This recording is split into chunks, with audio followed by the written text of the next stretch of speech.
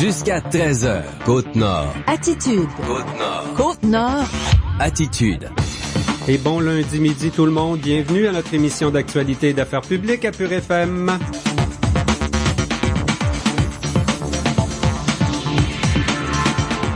Mon nom est Jean Saint-Pierre, j'anime Côte-Nord Attitude et ce lundi, je suis en compagnie de Valérie Dionne, animatrice au FM 94. Bonjour Valérie. Bon midi Jean. T'as eu une bonne fin de semaine? T'as bien profité des événements? C'était assez meublé comme activité à cette île, cette fin de semaine. Effectivement, on manquait pas d'activité avec le festival Ciné 7, avec le tournoi Ferro Optimiste aussi. Je suis allée, entre autres, en reportage au tournoi Ferro dimanche avec les finales, les matchs qui étaient assez relevés. Là, c'était franchement intéressant. Puis je suis contente de voir que la participation était bonne aussi dans les deux événements. Oui, on va en parler des deux événements. D'ailleurs, Sarah Michel Thériault, coordonnatrice de Ciné 7, sera avec nous vers 12h40 et Pierre Gilbert, le président du 40e tournoi Ferro Optimiste de cette île, lui sera avec nous vers 12h50. Quand même deux belles organisations, bien rodées. Hein? On l'a senti sur le terrain. Les gens d'expérience du Ferro là savent s'y faire. Tout à fait. Puis c'est deux événements majeurs aussi, des traditions, le 27e Festival du film, le 40e tournoi Ferro. C'est des beaux événements, puis on aime ça. Ça fait un début d'année plus chargé aussi avec de la vie en ville, puis ça aussi, ça fait du bien. Oui, il y a encore plein d'autres choses aussi qui s'en viennent, entre autres le Festival des Hivernants. On aura l'occasion d'en reparler plus tard cette semaine ou la semaine prochaine. Là, c'est juste en mars. Il y a aussi plein d'événements sportifs en février de prévus à Sept-Îles et Port-Cartier. Mais en première partie d'émission, on va parler plus d'actualité politique et régionale, entre autres avec Régent Porlier qui sera avec nous dans quelques instants, le maire de cette île, avec qui on parle d'un nouveau fonds de 100 millions de dollars pour les MRC. Il est aussi préfet de la municipalité régionale de Comté de Sept-Rivières. On parle de déneigement, de l'érosion des berges. Il a rencontré le ministre Coiteux et le ministre Arcan la semaine dernière suite à la tempête du 30 décembre. Il va nous commenter cet événement tragique d'hier, là, la tuerie dans une mosquée à Québec. À cette île, on se sent un petit peu plus interpellé, hein, parce que le centre culturel musulman ici à cette île a été victime à trois reprises d'actes de vandalisme. Donc, la réaction du maire Régent Porlier sur ce sujet et bien d'autres vers 12h15 sur nos ondes. Ensuite, vers 12h30, on reçoit le vice-président finance et développement des affaires chez Aluminerie Alouette. On sait qu'on évolue dans un contexte économique mondial qui n'est pas facile présentement. L'aluminium a vécu un peu les mêmes difficultés que l'industrie du fer, même si ça se distingue. Là, actuellement, le prix est bon sur les marchés, mais il y a beaucoup d'inquiétudes pour l'avenir, entre autres en raison de la surproduction du côté de la Chine depuis quelques années. Il y avait un événement dans le hall de la salle de spectacle également, jeudi dernier, organisé par les gens d'Aluminerie Alouette, où on remettait des prix là aux sous-traitants, aux partenaires d'affaires d'Alouette. On va en parler également dans cette entrevue avec Monsieur Gérald Charland. Il est vice-président finance et développement des affaires chez Alouette. Il sera avec nous vers 12h30. Voilà pour le contenu de cette émission. Et avant cette série d'entrevues sur nos ondes, on vous propose à l'instant un bulletin d'information régionale. Actualité Pure FM. Allons-y d'abord de plusieurs réactions qui proviennent de la Côte-Nord à la suite de la tuerie qui a fait 6 morts dans une mosquée de Québec hier soir. Le centre culturel musulman a été le théâtre de 3 actes terroristes dans le passé. Le porte-parole du centre, Ben Irwin, est absent. Il est à l'extérieur du pays présentement. Le maire de cette île parle d'un jour sombre pour le Québec qui se veut pourtant accueillant pour les gens de toute origine. Il rappelle que sa ville, cette île, s'est développée beaucoup avec la contribution de plusieurs citoyens de diverses nationalités dans les années 1970 là autour du projet de la compagnie minière IOC. Les premières pensées de la députée de Duplessis, Lorraine Richard, vont aux victimes de la tragédie de Québec. Elle se dit bouleversée et qualifie l'acte de barbare. La députée fédérale Marilyn Gill envoie un message de solidarité et de compassion. Elle croit qu'il faut répondre à l'intolérance et l'ignorance par l'accueil et l'empathie. Le jeune Jason Doyon, 14 ans, est décédé à la suite d'un malaise soudain lors d'un entraînement mardi au Nordic Fight Club. Une enquête du coroner aura lieu à la demande de la sécurité publique d'Ouachat Mac-Magnotenam. Le club d'arts martiaux mixtes est situé au sous-sol de la salle Mamou à Ouachat. L'adolescent est décédé à l'hôpital de Sept-Îles quelques heures après son transfert en ambulance. Des premiers soins, oui, lui ont rapidement été administrés par les entraîneurs du club. Le jeune participait à une séance de réchauffement sans frappe ou contact.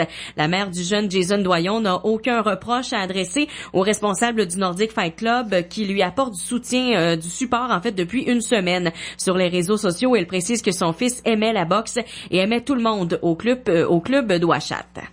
La compagnie Alouette maintient sa production malgré les inquiétudes sur les marchés mondiaux. L'aluminerie a enregistré un record en 2016 avec près de 610 000 tonnes de métal sorties de son centre de coulée de Pointe-Noire. L'Association de l'aluminium du Canada a exprimé récemment son inquiétude face à la surproduction en Chine qui se poursuit depuis quelques années. La demande mondiale reste en croissance de 4 à 5 % par année. Le vice-président Finance et Développement des affaires chez Alouette, Gérald Charland, ne perd pas espoir, mais constate que les perspectives sont peu favorables au projet de phase 3 pour l'aluminerie de Sept-Îles pour l'instant. C'est un problème, il faut le dire, pour l'ensemble des alumineries hors Asie. Marché chinois, il y a beaucoup de nouvelles productions, donc des usines très performantes à haut volume. Donc, ils font une pression à la baisse sur les coûts. Tous ces éléments font en sorte qu'on est vraiment dans une situation où on peut pas prévoir des embellis à court terme. L'aluminerie Alouette profite de certains avantages, comme une structure d'actionnaire qui lui permet d'écouler plus facilement sa production et la proximité du marché américain. Le vice-président Finance, Gérald Charland, ne s'inquiète pas de l'arrivée d'un nouveau président plus protectionniste aux États-Unis. En 10 jours, le festival Ciné7 a cumulé 7 431 entrées pour les 36 films projetés au Cinégraphe et au Cinécentre. Il s'agit d'une légère baisse de fréquentation comparativement à 2016. L'événement qui avait pour thème la nordicité a essuyé 2 tempêtes. Les matinées scolaires en salle et les ateliers dans les écoles ont connu un bon succès. La coordonnatrice du 27e Festival du film de Sept-Îles, Sarah-Michel Thériault, est fière du travail des bénévoles et des partenaires. C'est plus de 2000 heures de bénévolat, là, le Ciné7. Ce n'est que des bénévoles. J'avais une super équipe incroyable, autant de gens qui sont retraités que de jeunes, qui ont une énergie débordante. Le jury a dévoilé hier le palmarès 2017 du Ciné7. Son prix spécial va au film québécois Le goût d'un pays. Les films Mademoiselle, Avant les rues et Le bouton de nacre ont remporté 2 prix chacun. Le coup de cœur du public est accordé à la comédie française La vache de Mohamed Hamidi. Et puis environ 8000 personnes ont franchi les guichets des 3 arénas lors du 40e tournoi de hockey Ferro Optimiste qui a pris fin hier. Pour une rare fois, aucune des 12 bannières n'a été remportée par une équipe de Sept-Îles. Il y avait seulement 3 équipes locales parmi les 24 finalistes du tournoi hier. Les jeunes hockeyeurs de Havre-Saint-Pierre sont proclamés champions du tournoi Ferro dans 4 catégories, novice, atome, pee-wee et midget A. 3 bannières ont pris la route du Lac-Saint-Jean après la finale d'hier. Saint-Félicien a gagné une finale enlevante en supplémentaire contre les Basques de Sept-Îles Midget 2B. Les Aiglons d'Alma ont remporté 2 finales, 2 bannières en vainquant, en défaisant les Basques Atomes 2B et les Vikings Pee-Wee 2B. Les équipes de Port-Cartier et de Bécomo cumulent aussi 2 bannières chacune. Magnotenam a remporté l'autre bannière, soit celle des novices B. Les organisateurs ont misé sur quelques activités spéciales qui ont connu du succès, comme la classique novice en plein air au Stade Holiday et la partie des étoiles Atomes. Ils ont remis 6 trophées individuels hier, dont celui de meilleur esprit sportif à Maxime Lessard de l'équipe de hockey féminin Les Nord-Côtières qui évolue Pee-Wee B. Julien Nantais de Sept-Îles a reçu le trophée comme arbitre de la relève, alors que Nicole Fontaine a été nommée bénévole de l'année pour 20 ans de loyaux services. Voilà, ça complète ces actualités régionales. Le maire Régent Porlier est avec nous dans quelques instants pour aborder plusieurs sujets d'actualité. Attitude.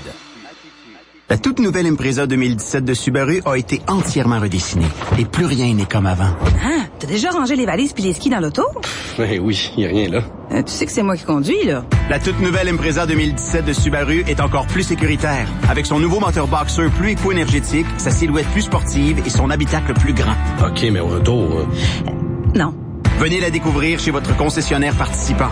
Même pas au retour. Pour plus de détails, visitez québecsubaru.ca. Subaru, confiance et évolution. Jusqu'à 13h. Côte-Nord. Côte-Nord. Attitude. Pure FM. 94. On va parler de plusieurs sujets d'actualité avec le maire Régent Porlier, dont les deux grands événements qui se déroulaient chez nous en fin de semaine, le Ciné 7 et le tournoi Ferro. Bonjour, monsieur le maire. Oui, bonjour. Régent, il y a eu une tuerie là qui marque un peu l'imaginaire des Québécois ce matin. Hein. C'est survenu à la mosquée de Québec. On sait qu'ici, on a quand même un centre communautaire musulman là, qui a vécu 3 actes de vandalisme. Ta première réaction à ce qui s'est passé à Québec hier soir? Là? Ben, mes premières pensées vont pour les familles des victimes, naturellement. Là, c'est tout un drame là, ce matin. Puis un petit peu plus loin que ça, ben là, on réfléchit beaucoup à tout ce qui est en train de se passer présentement. Au discours au sud de la frontière, là, avec un discours qui en est pas un de tolérance. Hein. Je parle des États-Unis, là où est-ce qu'on a un discours qui je dirais, qui est très. Il faut être américain pur laine. Là, il semble-t-il là, par les temps courts. C'est désolant. C'est désolant. On entendait là, le président des États-Unis dire qu'il fermait la frontière. En tout cas, il est en train de la fermer à quelques pays. À mon avis, ça va juste mettre de l'huile sur le feu. Est-ce que ça légitimise des gens à des endroits, en tout cas, peut-être qu'ils se sentent plus légitimes, des gens. On parle d'un discours d'extrême droite là, qu'on entend à l'occasion. Mais quand un président qui commence à dire que finalement, qui tient des discours racistes, sexistes, de toutes sortes, homophobes, si tu dis là, ces gens-là, ça va se dire, hey, on a un bon allié. Là, quelque part, on sort de nos cachettes. Là, c'est extrêmement malheureux. C'est pas comme ça que je vois l'avenir, en tout cas. Puis j'espère que le discours de tolérance va prendre le dessus. En même temps, là, ça se passe proche de chez nous, à Québec. On a tous des liens de la parenté du monde dans la capitale, à Québec. Puis les 3 événements qui sont survenus à cette île contre la mosquée ici, c'était un peu des actes isolés. Mais est-ce que tu as l'impression qu'on est dans une société moins tolérante? Écoute, d'abord, c'est certain que là, quand on répond rapidement, sur le coup, on dit c'est dirigé vers les musulmans. Je vais quand même peut-être me garder une petite gêne puis attendre de voir qu'est-ce qui va sortir de tout ça. Là. Je pense qu'ils ont quand même attrapé les coupables. Là. Il va sortir des choses là qui sont plus faciles à analyser, mais c'est certain que il y a un discours populiste aussi à quelque part. Nos malheurs, faut que ça soit la faute de quelqu'un. Et c'est simple de dire, regarde, on rediriger ça vers des guerres de religion. Moi, j'ai pas changé d'idée que la dernière fois, là, les derniers actes, c'est pas les religions le danger, c'est les individus. Les individus, aux États-Unis, entre autres, où on laisse chacun a pratiquement son arme accrochée à sa ceinture. Ça, à mon avis, ça n'a pas de sens, mais c'est vraiment, il faut regarder, s'attaquer à ce discours populiste-là, puis comment je dirais ça, qui est simpliste parfois, mais qui répond que les gens veulent entendre. Il y a une classe de gens qui veulent entendre ça. Et je serais curieux de voir, on me disait que sur les réseaux sociaux, il y a encore toutes sortes de réflexions qui sont terriblement regrettables, là, mais bon, il y a une frange de la population qui s'alimente de ça à l'occasion. Et il faut se lever contre ça. Il faut le faire entendre, le discours de tolérance plus positif. Je le disais, je l'écrivais dans un article dans le Nord-Côtier puis sur Facebook. Cette île s'est bâtie avec les immigrants. C'est pas peu dire. On parlait d'une quarantaine de sources d'immigrés d'origine. C'est ça aussi le Québec. Puis ces gens-là ont beaucoup à nous apporter. Puis c'est pas vrai que c'est tous des terroristes. Le terrorisme là, il se développe n'importe où en fonction des individus et qui veulent s'y prêter. Mais c'est inquiétant, c'est triste. Puis j'espère il va y avoir un certain front commun pour se lever contre tout ça, là, parce que ça fait pas sens. Régent, il y a deux grands événements là qui ont pris fin cette fin de semaine à cette île. Le tournoi Ferro sur 5 jours, le Ciné 7 sur 10 jours. Comme maire, on se promène un peu entre les deux, puis c'est intéressant de voir que les gens s'impliquent pour nous donner des loisirs, meubler notre hiver à cette île là. C'est 2 belles réussites quand même. Oh oui. Le tournoi Ferro, c'est un classique depuis 40 ans. Ferro Optimiste, du côté du Ciné 7, ça fait quand même quelques années aussi que ça tourne. Et c'est des bonnes organisations, pour commencer, qui présentent des choses intéressantes. Du côté du Ciné 7, la programmation, c'est une belle programmation. J'entends plein de bons commentaires sur les films. C'est de s'ouvrir sur d'autres choses aussi. C'est des films qui sont pas nécessairement des gros films, des grosses productions américaines, mais qui sont très, très intéressantes. J'ai assisté à l'ouverture là, avec le film de M. Nguyen. C'est un beau film, là. Puis je pense que je pense pas me tromper en disant que c'est très apprécié. Du côté du tournoi Ferro, du beau hockey, j'ai pris la finale hier de Midget 2B. Une belle rencontre qui s'est terminée à la toute fin, là, en prolongation. Cette-ci a perdu, puis ils venaient de perdre la rencontre d'avant aussi, mais ils se sont très bien débrouillés, puis c'était du beau hockey. Le hockey, c'est un très beau sport. Moi, j'ai toujours aimé ça, même si je l'ai pas pratiqué là, de façon dans les ligues, tout ça, mais c'est toujours un beau sport quand c'est bien joué, puis on a des bons joueurs, là, ça fait que sur la Côte-Nord, ça fait que c'est le fun. C'est le fun d'aller voir ça. Puis il y avait une belle assistance, une belle ambiance. Et puis surtout quand les parties sont serrées comme ça en finale, c'est enlevant, comme on dit. Puis on a une belle atmosphère. Puis Il y avait même des gens pour encourager, même s'il y avait moins d'équipes de cette île cette année parmi les finalistes là, et parmi les champions lors des finales hier. Oui, mais moi je regarde ça aussi. En même temps, c'est sûr les jeunes étaient déçus, ça paraissait là, quand on faisait la remise des prix, mais en même temps, ils nous ont donné toute une belle performance. C'est ça le hockey, hein, le sport. De toute façon, une fois tu gagnes, une fois tu perds. Puis il y a d'autres tournois qui vont venir. Les jeunes s'améliorent de toute façon d'un tournoi à l'autre. Mais bon, beaucoup de gens sont partis de cette île heureux. Je suis convaincu. Encore une fois, une organisation solide avec. Je pense que tout est rodé au quart de tour. Là, ça fait que c'est des événements très appréciés. Régent Parlier, une question pour le préfet de la MRC maintenant. Là, je pense que c'est jeudi dernier que le ministre des Affaires municipales, M. Coiteux, a annoncé un fonds pour les régions du Québec autour de 100 millions de dollars. Ça nous rappelle un peu qu'il n'y a plus de conférence régionale des élus sur la Côte-Nord. Est-ce que ça vient compenser à la MRC? Je pense que c'est les MRC là, qui vont gagner de l'importance au cours de la prochaine année, justement, avec de l'argent comme ce fonds-là. Là. Oui, il y a deux choses. D'abord, la CRE, c'est sûr que ce qu'elle permettait, c'était de faire un peu de... On se réunissait, puis on pouvait coordonner nos choses au niveau de la région. Mais on a continué de se rencontrer là, sous la forme de l'Assemblée des MRC. Là, c'est la volonté de toutes les MRC de se rencontrer, de continuer de se rencontrer. Au niveau des MRC, maintenant, ils ont plus de responsabilités. C'est pas une mauvaise chose.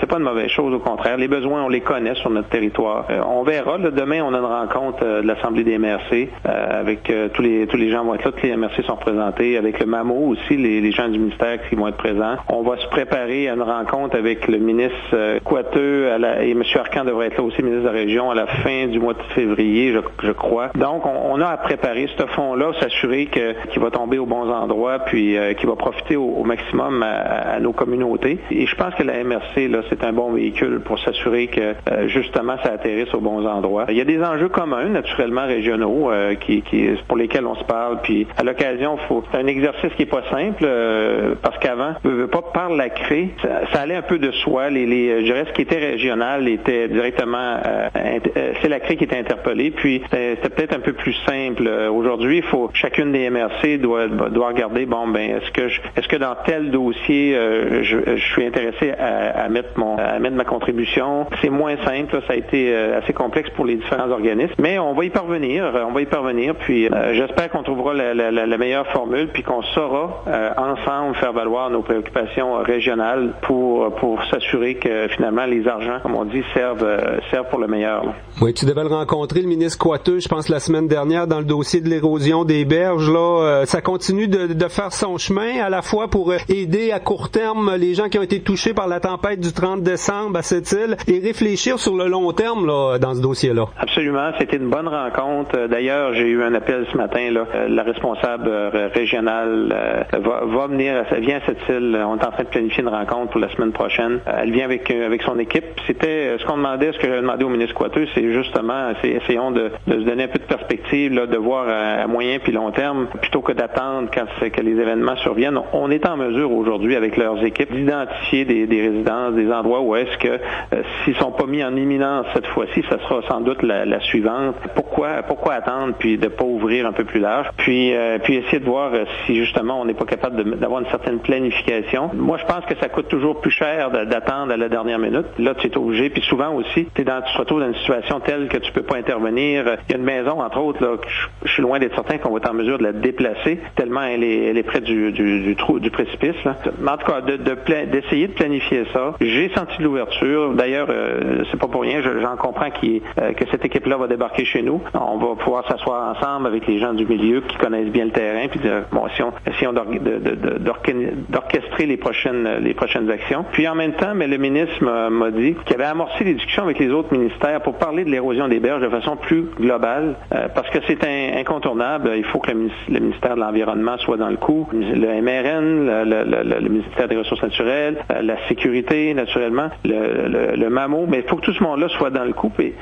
Si on veut avoir un minimum de stratégie pour essayer de répondre à ce problème qu'est l'érosion des berges, il faut qu'on soit tous dans le coup. Les experts aussi, on peut penser aux gens d'Ouranos, les gens de l'UQAR, qui ont une expertise, mais il faut qu'ils soient mis en contribution. Il faut que ça arrête de travailler en silo. Là, les études, il y en a eu beaucoup. On est rendu, à mon avis, à l'étape d'asseoir tout ce monde-là autour de la table et de nous inclure naturellement, puis de regarder, se donner une certaine planification. Je pense que le ministre, c'est dans cette direction-là qu'il se dirige présentement. Dernier sujet pour le maire de Sept-Îles, le déneigement. C'est clair, là, tu l'as mentionné à la dernière réunion publique du Conseil, on va dépasser le coût pour le ramassage de la neige. On a vécu des tempêtes rapprochées à Sept-Îles. Mais je regarde certaines rues là, qui n'ont pas été ramassées. La neige n'a pas été ramassée depuis plusieurs semaines maintenant. Puis quand quelqu'un se stationne, ça passe pratiquement plus ou juste un véhicule. Là, on commence à avoir des problèmes. Est-ce qu'on est satisfait de tout le travail qui a été fait pour le déneigement dans le contexte 2016-2017? Là, là je vais vous rassurer tout de suite, là, c'est pas par mesure d'économie. Là. Quand on a à répondre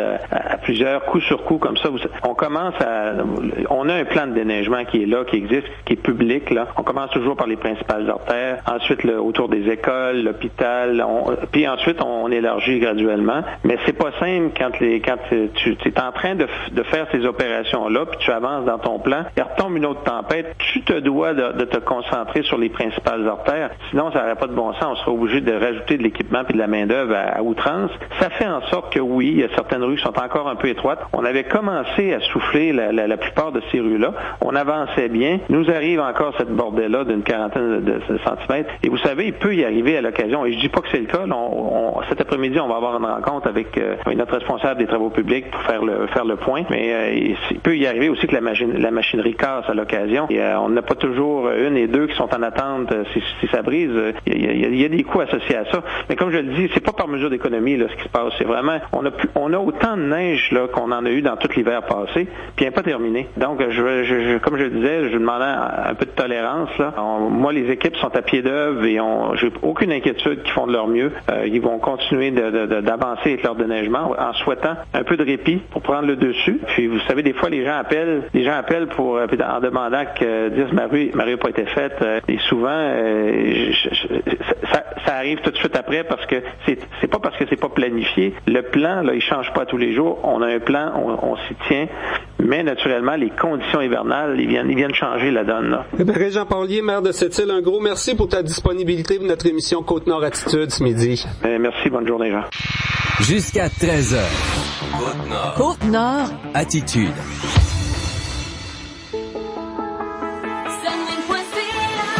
Sunwing garantit des vacances de luxe abordables. Profitez de notre garantie de protection de prix incluse sur les vacances de luxe en famille ou entre adultes dans les hôtels les mieux cotés pour une durée limitée. Obtenez jusqu'à 800 $ par couple de remise en argent si le prix baisse. Réservez d'ici le 3 février et envolez-vous avec le numéro 1 au Canada dans le Sud. Contactez votre agent de voyage ou Ici Daniel Potvin. Je vous guide tout au long de votre avant-midi avec des bonheurs simples de la vie. Musique, souhait du jour, marché aux puces, communiquer des organismes, entrevues, menu du jour et autres trouvailles. Du lundi au vendredi, dès 9h, à Pure FM. Côte-Nord. Attitude. Pur FM 94. On va parler de la remise des prix partenaires d'excellence du côté d'Aluminerie Alouette. Ça se déroulait jeudi soir à la salle Jean-Marc Dion. On va parler aussi de la conjoncture économique actuelle dans laquelle évolue notre aluminerie de cette île. Là, on sait un peu comme le fer, les marchés mondiaux de l'aluminium. Il y a beaucoup de variations. Monsieur Gérald Charland est vice-président finance et développement des affaires chez Alouette. Bonjour, Monsieur Charland. Bonjour, Monsieur Saint-Pierre. Comment allez-vous? Très bien. Il y a eu une belle activité, Monsieur Charland. Là, c'est une bonne pratique, je pense, de rendre hommage à ses partenaires. C'est précieux des partenaires dans une grande entreprise comme Alouette. Ce sont surtout les sous-traitants dans différents domaines là qu'on honore à chaque année avec des prix d'excellence. Oui, c'est l'ensemble des partenaires d'Alouette. C'est la 6e édition qu'on avait cette année. Et puis, le focus est vraiment sur la santé, sécurité, environnement, l'innovation, service à clientèle et évidemment notre coup de cœur de l'année. Donc, c'est, comme je le disais, la 6e édition. Il y avait plus de 120 personnes hier. C'est toujours, après les fêtes, un bon moment de réjouissance et souhaiter la bonne année 2017. On en a profité pour rendre hommage, entre autres, à Métallurgie Brasco dans le domaine de la santé, sécurité et environnement. Pour ce qui est de l'innovation, c'est la compagnie d'Arrimage du Nord qui a obtenu le prix. Il y avait d'autres entreprises en nomination. Et on a rendu hommage à Garda Word également pour les services à la clientèle. Le coup de cœur, ça va à l'avocat Marc Brouillette, qui est aussi président de développement économique cette île. C'est vraiment précieux. Tous ces gens-là, c'est des partenaires qui contribuent à la réussite d'Alouette. On peut dire ça comme ça? Oui, tout à fait. D'autres, il y a des gens qui sont là de la première heure, qui sont très près d'Alouette, qui évoluent avec nous depuis des années. Il y en a d'autres, c'est des tout nouveaux arrivants, puis qui nous amènent des nouveautés qu'on n'avait pas explorées dans le passé. Donc, on a, je dirais, une belle brochette de partenaires et de fournisseurs et de sous-traitants qui y étaient. Puis, je pense que c'est une activité courue qui va l'être de plus en plus à partir de cette année, d'ailleurs. Oui, on la médiatise pas trop. Quand même, il y avait une bonne ambiance à la salle de spectacle, là, dans le hall, plus de 120 personnes. C'est comme une journée de fête pour Alouette, finalement. Oui, tout à fait. C'est une soirée de reconnaissance, de réjouissance. Comme je le disais, on l'a fait cette année, en début d'année, pour ce qu'on appelle se donner une envolée pour l'année 2017. Et puis, c'était très festif, effectivement. Donc, tout le monde, je pense, a bien apprécié.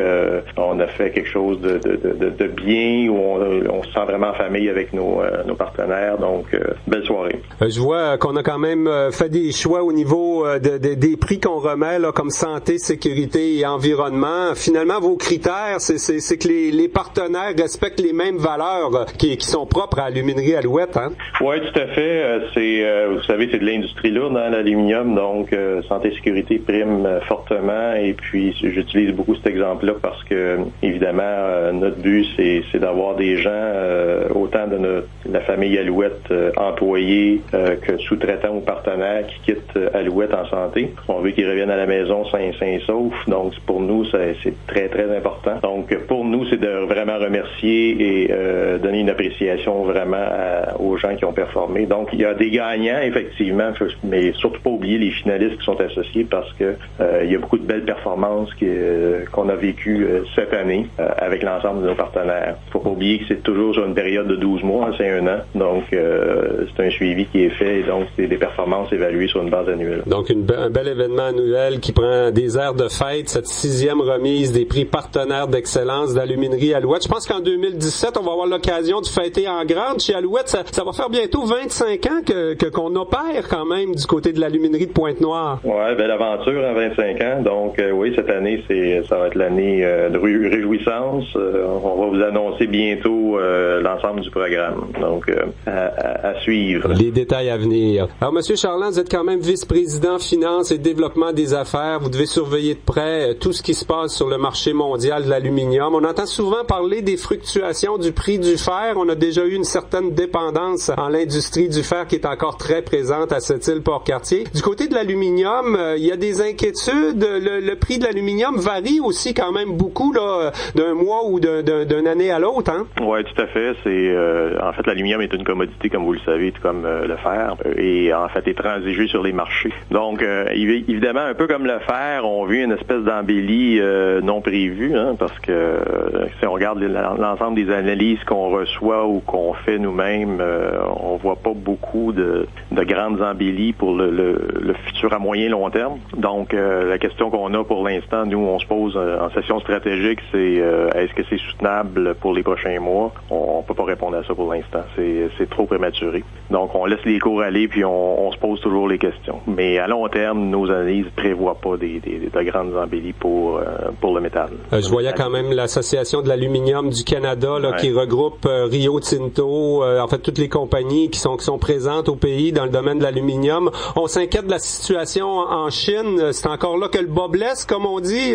Les Chinois surproduisent de l'aluminium actuellement. Oui, tout à fait. Ils sont toujours sur une base de 55-56% de production mondiale. Donc, il y a augmentation annuelle. Donc, de ce côté-là, il n'y a pas de changement drastique. C'est-à-dire, on voit les tendances déjà depuis plusieurs années. Et puis, s'il y a une continuité de ce côté-là, donc c'est un problème, il faut le dire, pour l'ensemble des alumineries hors Asie.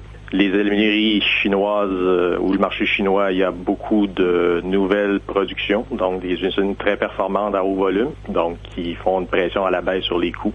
Donc tous ces éléments font en sorte qu'on est vraiment dans une situation où on peut pas prévoir des embellies à court terme. Et les Chinois, ils mettent pas leur plan de match sur la table non plus. Là, on peut pas voir venir d'avance 2-3 ans. On est un peu, c'est très comparable à ce que vit l'industrie du fer finalement. Hein? Oui, tout à fait. À ce niveau-là, clairement. Le seul élément qui est intéressant du côté de l'aluminium que je peux pas commenter vraiment du côté du fer, c'est qu'il y a une demande très forte d'aluminium sur le marché automobile, aéronautique, etc. Donc cette demande-là croît de 4 à 5% par année. Donc on sait que la demande est là, mais qu'il y a une surcapacité quand même sur le marché. Nous, M. Charland, c'est quand même une compagnie assez spéciale, Alouette, là, avec, je pense, 5 partenaires dans l'actionnariat. La production comme telle, je pense qu'elle est écoulée sur les marchés par vos partenaires comme Rio Tinto, là, qui a 40% des actions et de la production chez Alouette. C'est une particularité qui avantage la compagnie Alouette, vous diriez? Ben, écoutez, c'est oui, définitivement, puisque on a des propriétaires qui sont aussi notre compétition, hein, et nos propriétaires aussi sont des marchands, hein, c'est des marchands, ils marchandent l'aluminium sur le marché, donc ça nous donne une possibilité d'écouler l'inventaire ou l'aluminium autant du côté européen que du côté nord-américain. Oui. Est-ce qu'on sait où est-ce qu'elle va, l'aluminium de cette île, principalement sur les marchés américains, j'imagine? Définitivement. OK. Une question de proximité.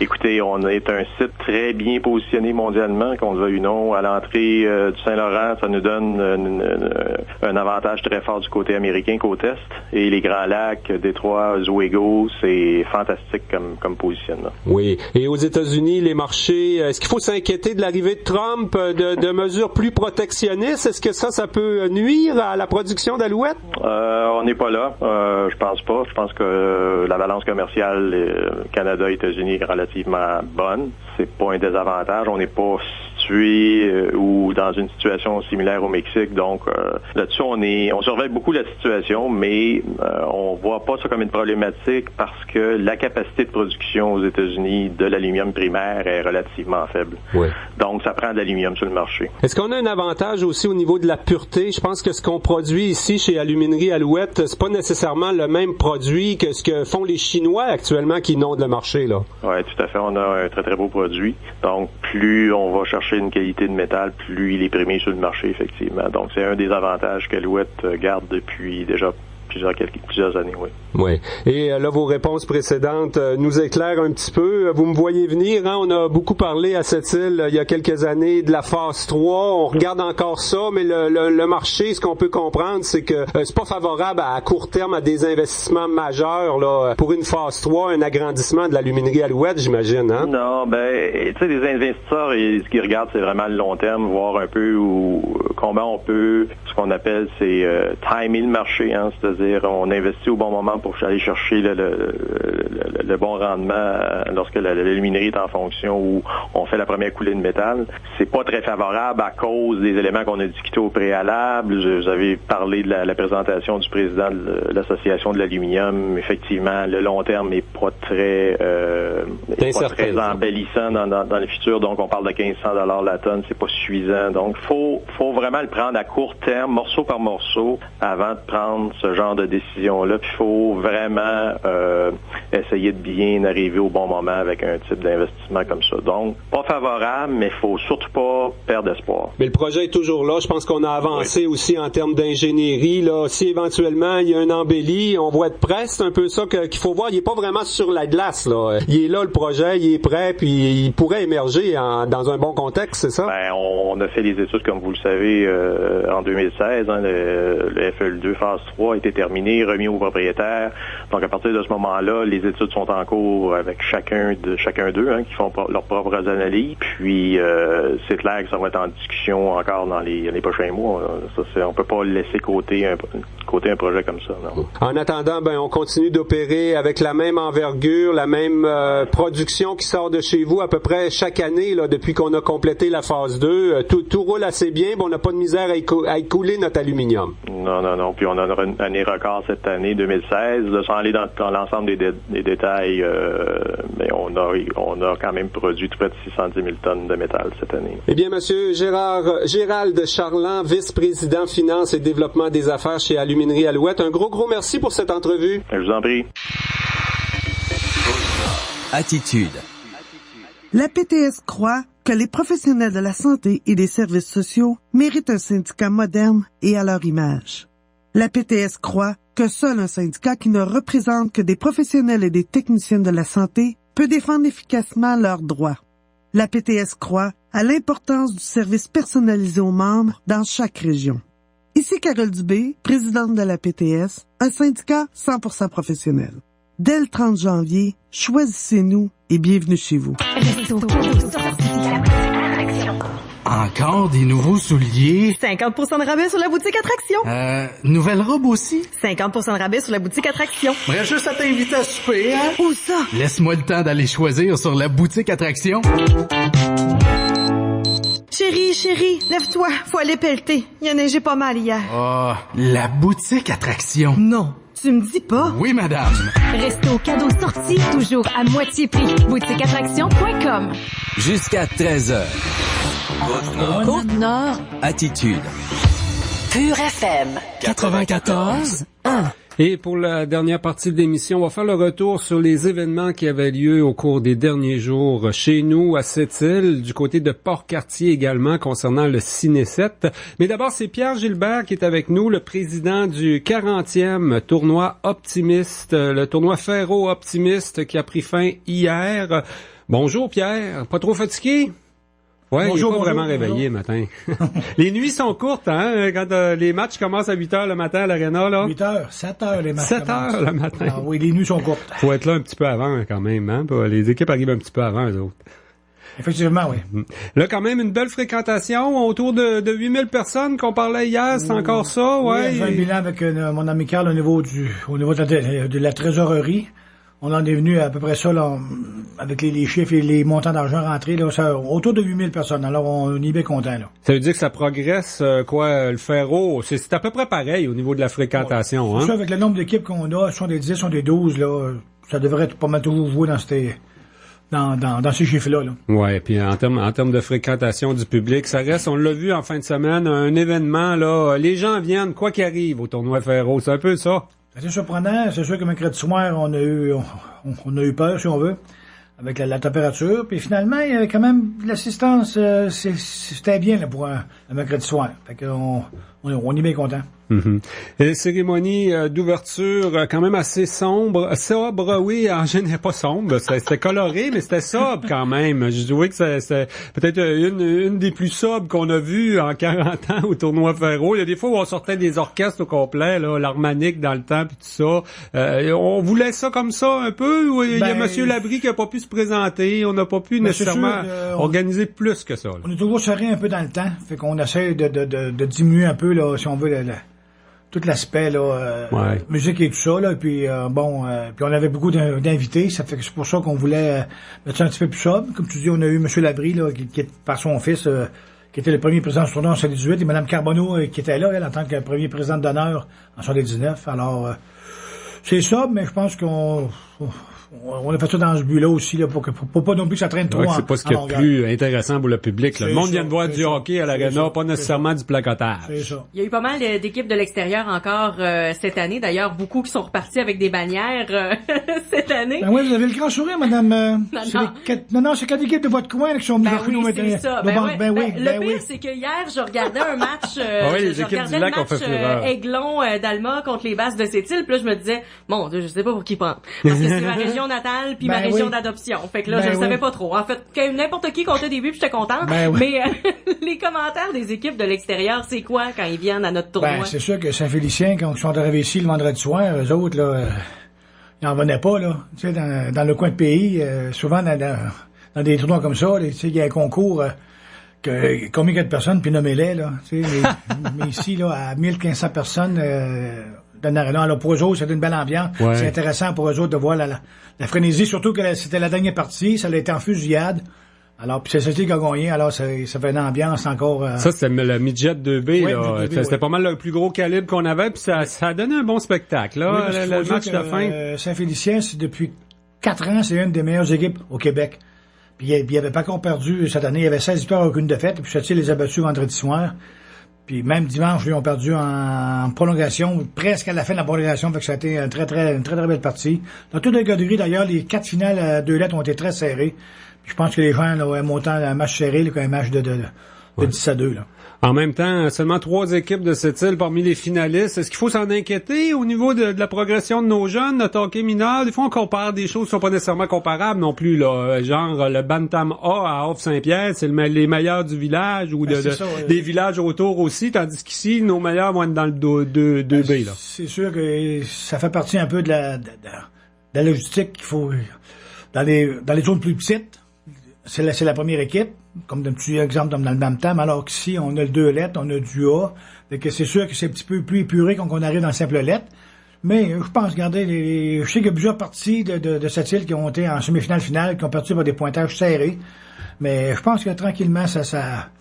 Ouais. Même Bécamo a eu de la difficulté. Bécamo a gagné seulement une banderole, je pense, sur l'ensemble des 12 catégories. Alors, faut dire que les petites zones ont quand même bien performé, puis c'est fun pour eux autres aussi, là, à ce niveau-là. Puis au niveau de l'organisation, je veux dire, on est content de ça quand même. Nos équipes étaient là à cette île, ont participé. C'est comme presque l'effet du hasard, finalement, là, à quelque part, qui fait qu'Havre-Saint-Pierre en gagne 4, Port-Cartier 2, puis 0 à cette île. Ça peut arriver l'an prochain que ça peut être ça peut être 12 sur 12 à cette île. Pas 12 sur 12, peut-être pas, mais d'une année à l'autre, des fois, ça varie toujours un peu. Fait que, regarde, on prend ça comme ça vient, là. Puis le principal, c'est que les jeunes aient du plaisir, puis les gens aussi dans les gradins. Mm-hmm. En tout cas, chapeau aux gens du Club Optimiste. Hein. Il y a une trentaine de membres, qu'on me dit, le Club Optimiste à cette île. Puis je pense qu'ils sont tous impliqués dans le tournoi Ferro. Il n'y a pas juste Pierre Gilbert qui a dormi des nuits de 5 heures seulement dans les 5 derniers jours. Au niveau du comité organisateur, on est quand même 7-8. Il y a d'autres membres qui viennent nous donner un coup de main là, à différents moments de la journée. Avec, c'est pas loin de quasiment tous les membres qui font, même si c'est 1 heure ou 2 heures, peu importe, mais qui participent là à leur façon. Je voudrais aussi mentionner qu'on a pu jouer notre partie extérieure. Midi, vendredi. Les jeunes de Maillot-de-Nam, les parents étaient tellement contents, tellement heureux de jouer une vraie partie dehors avec les nationales et tout là. Alors, je pense que c'est sûr que par contre... La glace était très belle, d'ailleurs, on était là en direct vendredi. S'il vous plaît, là.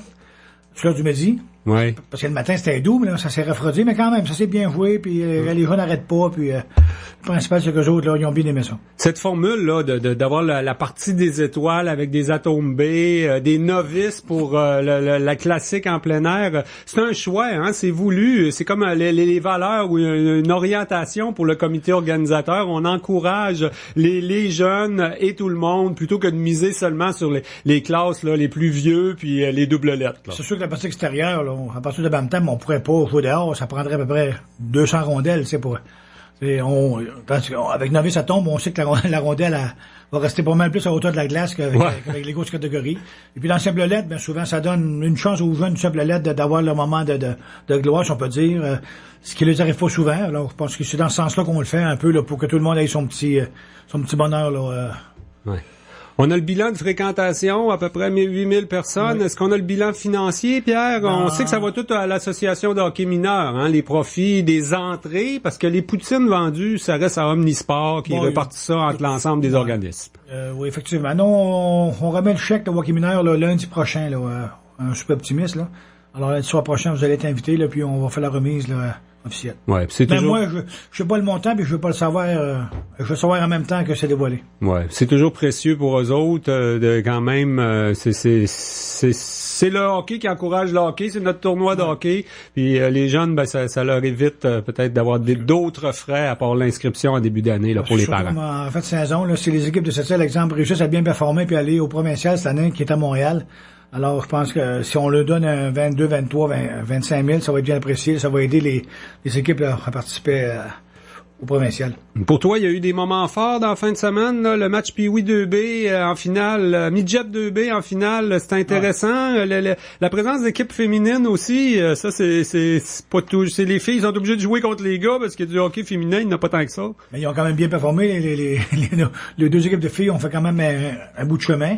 Alors, c'est sûr que ça démontre qu'il y a un certain calibre à ce niveau-là, parce que les autres, ça les prépare pour les Jeux du Québec, à Alma, bientôt, à Alma. Et puis pour les provinciaux, là, en avril, là, dans Montréal. Fait que c'est le fun. On a une relève de petites filles, puis ça lui permet de monter leur jeu d'un cran.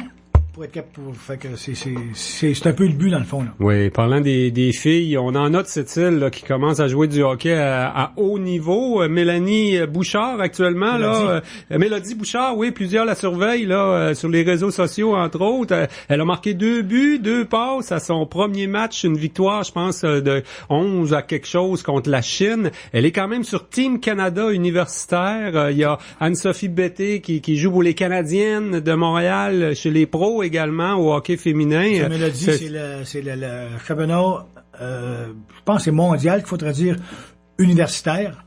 Alors, c'est au Kazakhstan. Oui. Et puis, bon, c'est sûr que c'est une belle expérience, là. C'est sûr que probablement plus que ça va avancer, plus que ça va être fort en termes de calibre, là, parce que je me dis que le Japon, sans dénigrer notre équipe du Canada, là, le Japon, ça doit pas mal être moins fort, mais en tout cas, on espère. Mais je pense qu'il y a une bonne équipe dans l'ensemble, au niveau du Québec, puis du Canada, là, on a des bonnes équipes, là, fait que des bonnes joueuses de hockey, je pense qu'on va faire bonne figure. Mm-hmm. Et pour le Ferro, sûrement que ça revient l'an prochain, le 41e. Est-ce qu'on commence déjà à regarder ça, quoi? Ou on attend quand même, on va se reposer quelques jours? Non, c'était le dernier, on n'aura plus. On avait oublié de nous le dire avant, finalement. C'est ça, on l'apprend là. Oui, on commence demain des fois. Le mercredi, on a une réunion, on va faire un post-mortem, si on veut, pour un bilan de tout ça va prendre tranquillement, on va se préparer pour la 41e, qui va être à peu près dans les mêmes dates, là. Les optimistes sont là pour rester, il faut croire. Hein? Toi, t'es impliqué un peu dans les optimistes aussi. Oui, je suis optimiste, oui. Mm-hmm. Eh ben, gros bravo à tous ces bénévoles qui nous ont donné des beaux moments au hockey. Il y a Jocelyn Gagnon qui nous disait vendredi aussi là qu'on aura encore l'opportunité de voir des bons matchs de hockey mineur parce que c'est les championnats régionaux à Sept-Îles cette année. Fait que toutes ces équipes-là, les gens du Havre qui ont reparti avec des bannières, peut-être bien qu'on va se reprendre au championnat régional. Oui, je pense bien que les équipes d'ici vont essayer de se reprendre là si on veut. Eh bien, Pierre Gilbert, un gros merci pour ta présence en direct à Côte-Nord Attitude ce midi. Merci bien. Dans quelques instants, on s'entretient avec Sarah Michel Thériault, qui, elle, était coordonnatrice du Ciné 7. Côte-Nord. Attitude. La compilation. La compilation. Salut, c'est David. Du lundi au vendredi, dès 18h, je vous invite à un voyage dans le temps musical à Pure FM avec la compilation. Parce que commencer la soirée avec ça. Ou bien ça. Ça me semble que ça fait du bien. Commencez vos soirées de semaine du bon pied avec la compilation dès 18h. Pure FM. 94.1. Côte-Nord. Attitude. Pure FM. 94. Le festival de Ciné 7 a pris fin dimanche, donc une 27e édition. Encore une fois, une belle fréquentation des gens. J'ai la présidente avec moi pour le bilan. Quand même, sur 3 fins de semaine, là, cette année, le festival, on sort un petit peu plus fatigué au niveau de l'organisation. Puisque c'est ma première année, je peux pas dire que je suis plus fatiguée, mais je peux effectivement avouer que le repos sera bien mérité pour tous et pour moi aussi.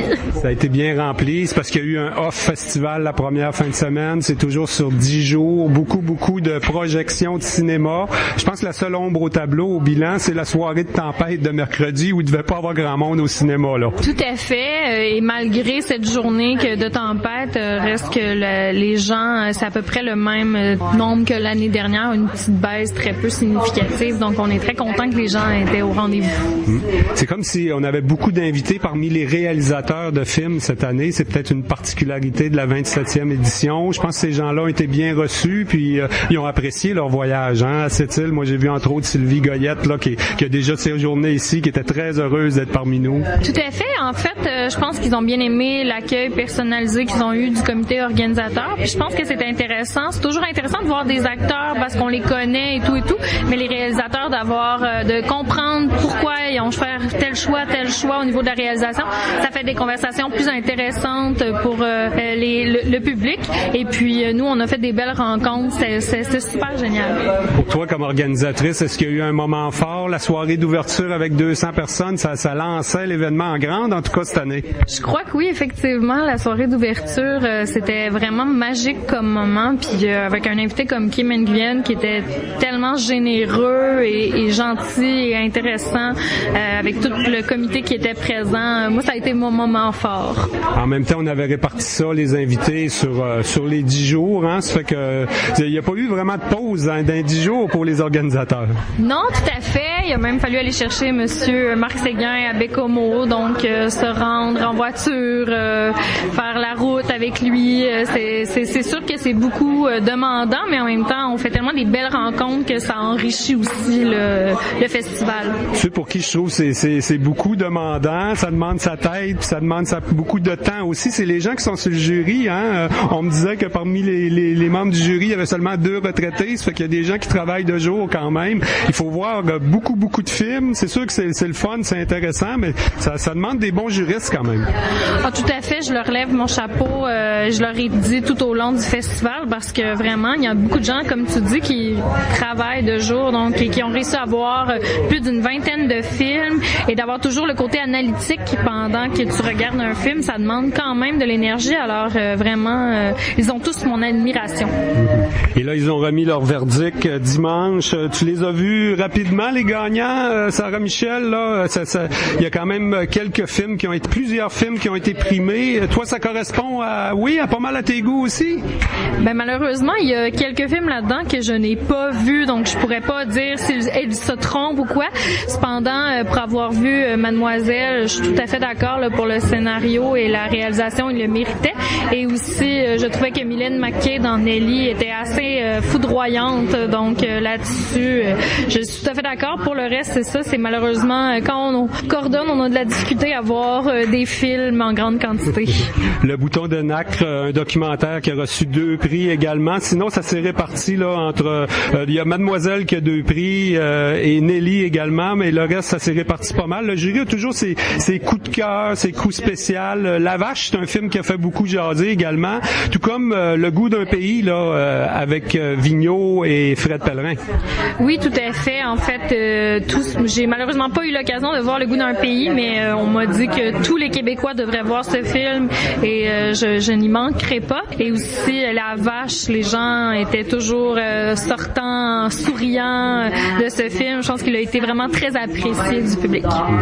C'est bien organisé le Ciné 7 parce qu'il y a quand même des films étoiles là. Je pense à Nelly où on l'a présenté plusieurs fois parce qu'il y avait de la demande. Le film de Dolan aussi là, il y avait beaucoup de demandes. On s'arrange pour que les gens que ça se répartit quand même entre 36 films, autant à cette île qu'à Port-Cartier, mais pour que les gens puissent avoir accès là aux films les plus populaires aussi. Oui, tout à fait. On essaie de faire une belle balance justement aussi dans les films qui sont plus en demande, les films où les comédies, les films où on réfléchit plus, les films qui sont plus lents. On essaie de balancer le tout pour que tout le monde soit satisfait. Là, c'était la 27e édition. Tu disais que c'était la première année que tu t'impliquais au niveau de la présidence et autant. Tu vas être de retour l'an prochain. Tu as une belle année d'expérience quand même. C'est précieux, ça, pour l'organisation? Ben, tout à fait. Comme on m'a déjà posé la question et j'ai dit que si j'étais à cette île l'an prochain, et pour l'instant, je le serai, ben, j'y serai certainement. C'est un festival en région. Ça n'a pas nécessairement la portée des grands festivals de Montréal et de la planète, mais je pense que les gagnants, quand même, ils ont des nouvelles des gens de cette île, hein, encore. Ben oui, tout à fait. Puis comme les invités qui sont venus nous l'ont dit, pour nous, c'est beaucoup plus précieux de venir voir les gens en région comme ça que les gens de Montréal et Québec qui ont accès à la culture en tout temps, qui en sont un peu gavés. Donc, pour eux, c'est beaucoup plus précieux de venir nous rencontrer comme ça. Fait que c'est pour ça que nous, on est contents d'offrir ces opportunités-là aux gens de cette île. Fait que bravo à tous les organisateurs qui ont mis du temps. Là, c'est sûr que c'est au Ciné-Centre. Vous êtes bien accueillis aussi. Vous avez l'infrastructure pour faciliter l'organisation de tout ça. Mais il y a quand même des gens qui mettent beaucoup de temps, là, entre autres, pour élaborer la programmation puis pour accueillir les gens. On a des beaux cinéphiles à cette île, mais des bons bénévoles au Ciné-7 aussi. Oui, ben oui, c'est plus de 2000 heures de bénévolat, là, le Ciné-7. Ce n'est que des bénévoles. Donc, je relève mon chapeau parce que, bon, la coordonnatrice, oui, c'est bon, mais c'est parce que j'avais une super équipe incroyable. Autant de gens qui sont retraités que de jeunes qui ont une énergie débordante. Donc, ça a fait vraiment une équipe du tonnerre. Je pense qu'on avait la meilleure équipe. Merci beaucoup. Merci à toi.